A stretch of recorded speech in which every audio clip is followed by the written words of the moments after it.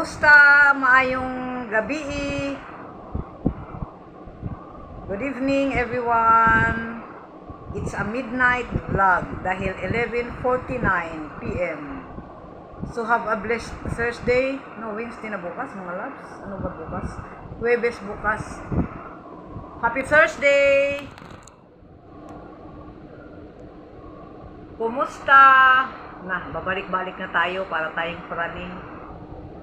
Mag-update ako mga loves dahil nabaliktad yung namin, decision. Nagmuni-muni kami, so nabaliktad na yung decision namin sa paglipat ng bahay. Dahil yung makashare namin, yung makashare namin sa bahay, may may pusa nga sila, diba? 6 ang pusa nila. Tapos, may mga anak pa na isa. So, problema yun ang malaking problema dahil hindi naman ako takot sa pusa. Si Maliha din, hindi siya takot. Kaso,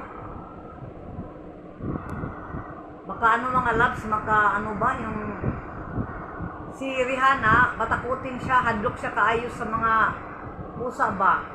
So, mahirap din ipilit. Tapos, yung allergy tayo nito.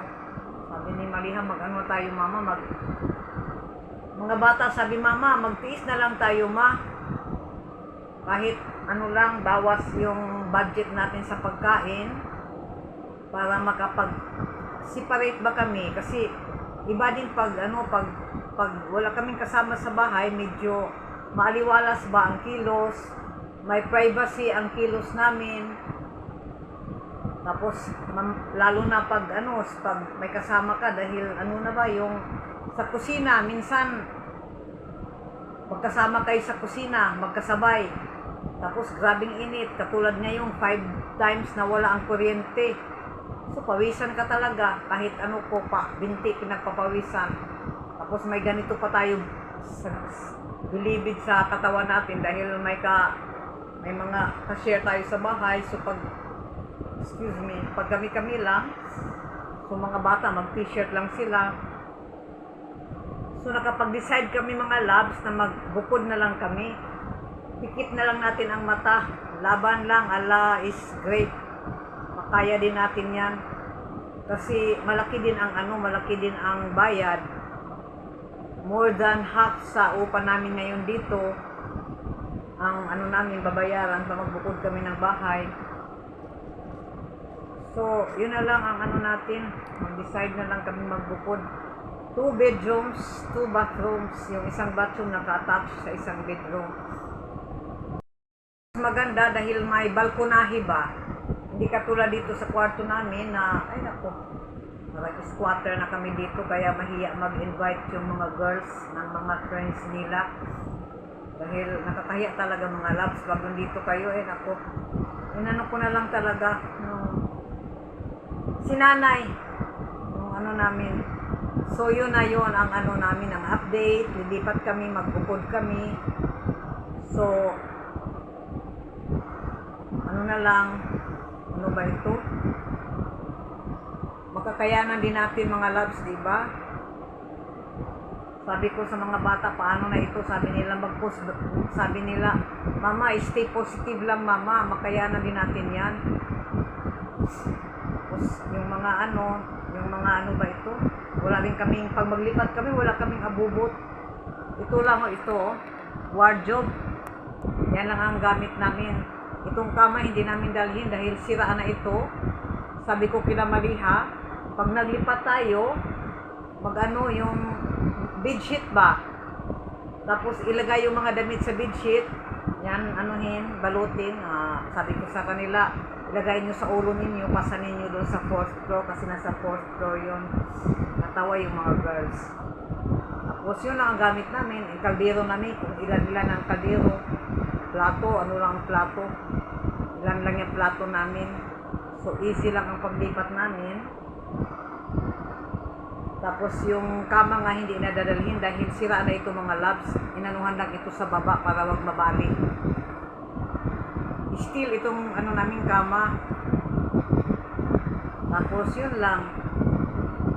Madali lang maglipat. May kasama naman akong taga-lipat, itong dalawa kong mga girls. So mas maganda doon dahil maka fresh air. Pag matulog kami, pwedeng matulog na nakabukas ang windows dahil nasa 4th floor. So makasingho tayo ng kahit papaano ng ano ba ito? Ng hangin. Dito sa baba, talagang close ang natin environment dahil mahirap na magbukas sa bintana pag natutulog kami dahil sa kami sa baba, pinakababa. So, pray nyo na lang kami mga love sa atin ninyo, nga byuda. Ang tulong nyo lang sa amin para makalipat kami.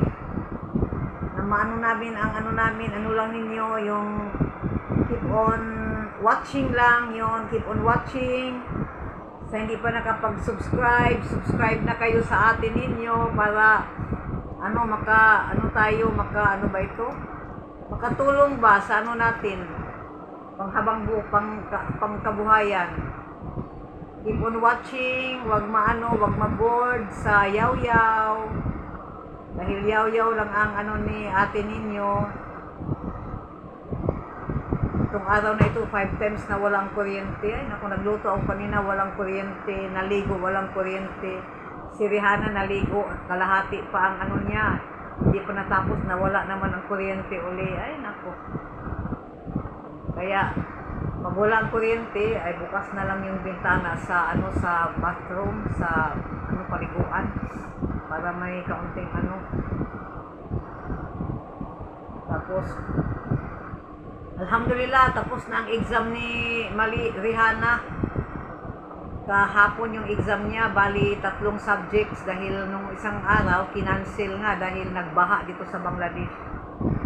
Grabing ulan, baha, so hindi pwede mag-commute yung mga bata. 2 rides pa naman si Rihanna, tapos minsan pa nga mag-boat pa sila, mag-boat. Ay, naku, nakatakot pang mag-boat. Kaya sabi ko sa kanya, ay naku, mag-ano pa na lang, kahit mag-rickshaw. Kasi minsan na stress ako pag mag-boat sila. 3 naman sila magkakasama. Pag uwi niya, maglakad sila ng malayo, isa niyang kasama. Alhamdulillah, tapos na ang exam niya. Mayroon pa silang isang exam. Siguro by November or December, final na ni Rihanna. Alhamdulillah.